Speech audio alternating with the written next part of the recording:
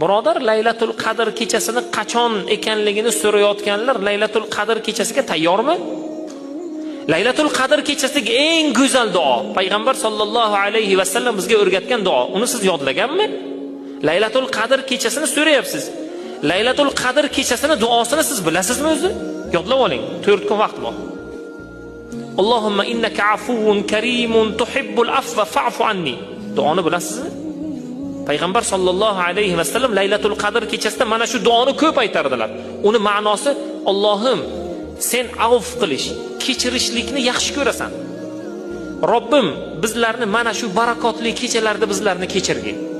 Fa'fu anni. Kechirishni yaxshi ko'rasan, bizlarni kechirgin mana ya Robbi. Shu duoni ko'p aytardilar. Inshaalloh Alloh taolaning fazli bilan kelgusi kunlarda Laylatul Qadr kechasi qachonligini aytamiz, hadislardagi tafsilotini tushuntiramiz. Ungacha mana shu duoni yodlab qo'ying.